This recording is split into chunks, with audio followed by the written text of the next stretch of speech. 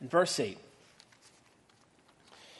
he says this, as he's going to show us the character of this patience he tells us to have. You also be patient. So just like that farmer, you also be patient. And I want you to underline this in your Bible, circle it, remember it, memorize it. 3 words here: establish your hearts. And then he tells us why. Establish your hearts, for the coming of the Lord is at hand. That word establish, it literally means something along these lines: steadfastly set your hearts. Steadfastly set your hearts on Jesus, for he's coming soon. What does that mean? Well, I looked up the word in the Greek and cross-referenced it, and I found it in Luke chapter 9. You don't have to turn there right now. We don't need to go there, but I'll tell you the story. Jesus is discipling his men, and he's healing people, and he's preaching, and the crowds are gathering, and all of a sudden in Luke, from 9 through 19, the narrative switches from this verse forward. So it's a key verse in chapter 9. He goes from this pre-ministry to intense discipleship, and we call it the road to Jerusalem. And it begins in chapter 9 and ends in chapter 19.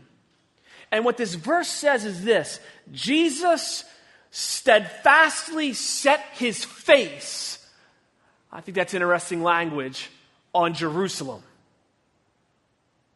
Jesus steadfastly set his face on Jerusalem. Do you know what happened in Jerusalem? Jesus died the most horrific and painful death anyone could ever die. And the physicality of his death on the cross was only the beginning. He experienced something we can never experience. Some of us get a little bit of a little tiny bit of it when maybe your children embarrass you a little bit. Your children sin maybe. And you get a call at home and you kind of have to bear that shame, a tiny little bit of shame. And some of that is just your own sinfulness because your children are your idols. So even then, you can't experience what Jesus experienced. Jesus on the cross took all of our shame and all of our guilt and all of our sin and all of our sinful thoughts and sinful actions, and he bared it. And it was nailed there on the cross. And what Luke tells us is he set his face on that punishment.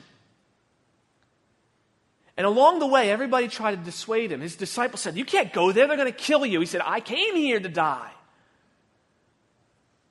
I came here to suffer. I persevere so you will be able to persevere. I persevere so that I will be able to preserve you until the end."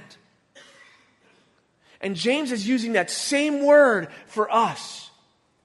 He's saying you need to have the same resolve that Jesus had on the coming of the Lord. How much greater is the coming of the Lord? How much less painful is the coming of the Lord than the cross?